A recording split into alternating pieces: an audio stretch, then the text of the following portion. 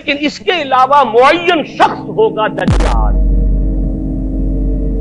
یہ معین شخص جو دجال ہوگا اس کے بارے میں بھی ایک تو بالکل متفق علیہ چیزیں ہیں. نمبر ایک کہ وہ شخص ہے، قطعی ہے، یقینی ہے، اس کا حلیہ بھی حضور صلی اللہ علیہ وسلم نے احادیث کے اندر بیان کیا ہے. دوسری بات یہ کہ اس کے ہاتھ میں قوانین قدرت، گویا کہ تسخیر کائنات، گویا کہ نقطۂ عروج کو پہنچ چکی، تمام اختیارات الہی تقریباً اس کے ہاتھ میں آ چکے ہوں. جو بڑے سے بڑے معجزے اللہ تعالیٰ نے نبیوں کو دیے ہیں وہ معجزے کر کے دکھائے گا. وہ مردہ کو زندہ کرے گا، مردہ لوگوں کی افواہوں کو لے کر آئے گا، ان کی روحوں کو، اگرچہ جھوٹی روحیں ہوں گی، وہ شیاطین جن ہوں گے جو ان کا بھیس بدل کر آئیں گے، لیکن یہ کہ وہ لوگوں سے کلام کریں گے. یہ اسپرچولیزم جو اپنی انتہا کو پہنچا ہوا ہے یورپ میں اور مغرب میں، یہ در حقیقت اسی کا ایک مظہر ہے. وہ کھلے بیابان کو کہے گا جہاں بالکل ڈٹیل جو ہے وہ صحرا تھا، وہ لوگ گلزار کر دے گا جب چاہے گا جہاں چاہے گا بارش برسائے گا. فاصلہ اس کے لیے بے معنی ہوگا. اس کی سواری وہ ہوگی کہ جس کے دونوں کانوں کے درمیان فاصلہ 80 ہاتھ کا ہوگا. یہ سارے جو آج آپ کی اس ٹیکنالوجی کی جو انتہا جا رہی ہے اور جدھر جا رہی ہے، اس کو اچھی طرح سمجھ لیجیے. آج سے 100 سال پہلے شاید انسان ان چیزوں کا تصور نہ کر سکتا.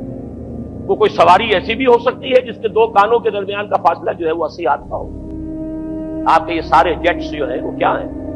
ان کے رڈارز جو لگے ہوئے ہیں، دونوں کان ہیں. اس کا ایک قدم اگر مدینے میں ہوگا تو دوسرا بیت المقدس میں ہوگا. اس کی آواز پوری دنیا میں سنی جائے گی. سنی جا رہی ہے کہ نہیں؟ یہ ساری قدرت، ساری قوتیں، تسخیر کائنات کلیتاً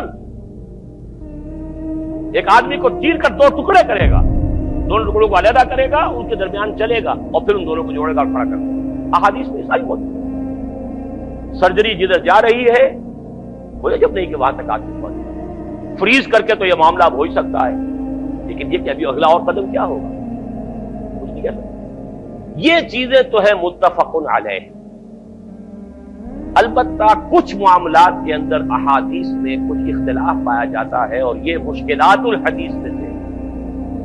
اور میں بھی چونکہ اس مسئلے میں اب تک بھی کسی درجے میں ابھی قطعیت کے ساتھ میں کوئی بات نہیں کہہ پا رہا ہوں، لیکن اب چونکہ گمان غالب کے درجے میں ایک رائے تک پہنچ چکا ہوں، اس لیے میں نے آج اس بات کو آپ تک پہنچانے کے لیے یہ عنوان اختیار کیا. اس لیے کہ حدیث میں جو آتی ہے تفاصیل، اس سے معلوم ہوتا ہے کہ یہ دجال دو دجل کرے گا. یا تو وہ دو دجل کرنے والے دو دجال علیحدہ ہیں، یا یہ دونوں دجل کرنے والا شخص ایک ہی ہے. بس یہ مسئلہ ہے کہ جو آج تک مجھ سے حل نہیں ہوا تھا، اب تک کہنا چاہیے آج تک نہیں. اور یہ اس میں علماء سے بھی گفتگو ہوئی ہے، اور جن لوگوں نے اس مفہوم موضوعات پر اپنا وقت لگایا ہے ان سے بھی گفتگویں ہوئی ہیں، تو وہ بھی اس مسئلے کو حل کرنے سے تاحال قاصر نہیں. لیکن یہ کہ اب میری رائے یہ ہے کہ یہ دو شخص ہیں علیحدہ علیحدہ، واللہ عالم. لیکن ایک رائے تک میں پہنچ چکا ہوں، اس لیے وہ رائے آپ کے سامنے رکھ رہا ہوں، اور آپ کے ذریعے سے وہ آگے بھی پھیلے گی تو اہل علم کے ساتھ جو ہے اس معاملے کے اندر تبادلہ خیالات کی بھی نوبت آئے گی انشاءاللہ.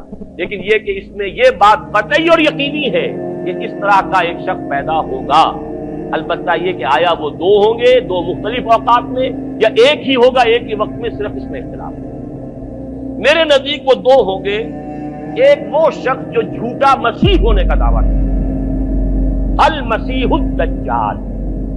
جیسے حضور نے فرمایا میری امت میں 30 دجال اٹھیں گے جو نبی کا دعویٰ کریں گے، جن میں سے 5-6 تو حضور کے اپنے زمانے میں اور آپ سے متصل اٹھ پڑے ہوئے تھے.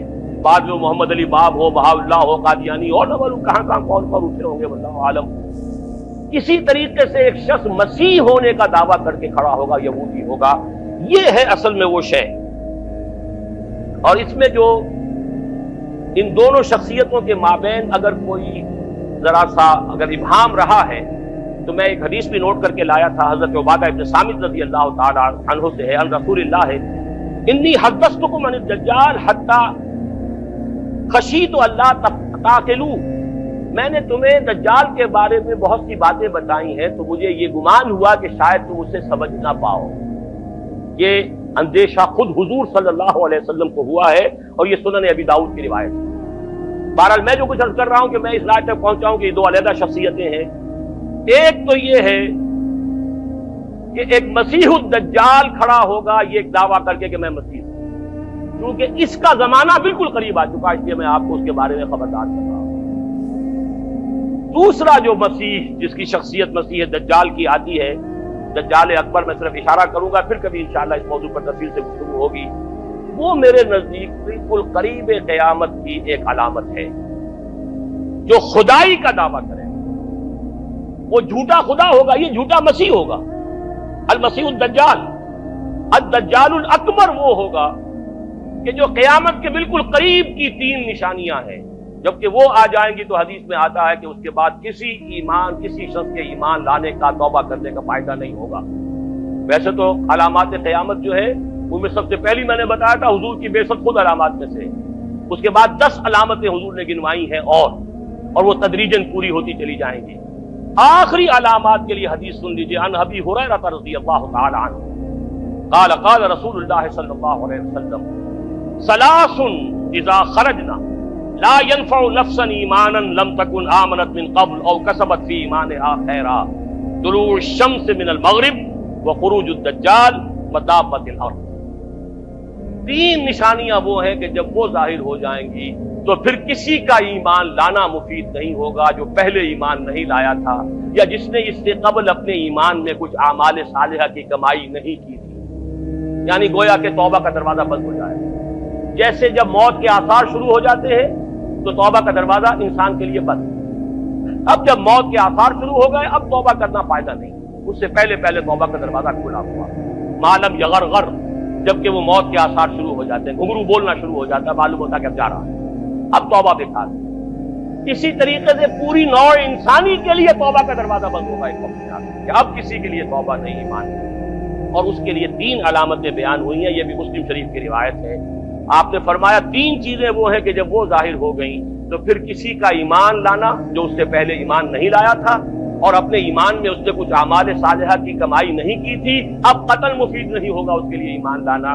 وہ 3 نشانیاں ہیں، طلوع الشمس من المغرب، سورج مغرب سے طلوع ہوگا، نظام شمسی میں کوئی اختلال ایسا ہوگا کہ جس سے سورج بجائے مغرب سے نکلے گا، وہ خروج الدجال ودابۃ الارض، ایک زمین سے کوئی چوپایا برآمد ہوگا، بعض احادیث میں آتا ہے کہ مروہ کے قریب سے وہ برآمد ہوگا جو گفتگو کرے گا انسانوں سے، کہ بالکل خرق عادت، یعنی وہ چیزیں کہ جن کا کوئی تعلق اب اسباب جو ہے دنیا کے ان سے کوئی تعلق نہیں، کوئی فزیکل لا سے تعلق نہیں ہے، وہ بالکل معجزے ہوں گے، خرق عادت ہوگا، اور خروج